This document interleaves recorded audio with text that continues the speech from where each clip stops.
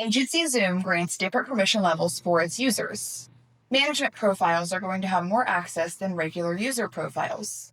In the black menu box to the left, things like lifecycle automation, Google reviews, and reports will not be visible to people who do not have management profiles. When we're going to leads and service center, anything in a pipeline is only visible to the producer or team member assigned to that lead or service ticket, unless otherwise filtered. If you would like to come in here and see somebody else's leads, you can press the pencil. If you do not have a management profile and you would like to see leads in the pipeline that are not assigned to you, you can press the pencil. You can navigate over to producer and choose who you're looking for. If you would like to save a filter for this producer, you can come down here, name that filter.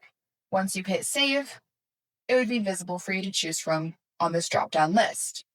Service Center works the same. If you do not have a management profile and you would like to come in here and see service tickets that may be assigned to another team member, you can press the pencil, go to assignee, and choose the appropriate person's name. Once you hit filter, that person's tickets will populate. You can also create a filter that would default to everybody by making sure all are selected.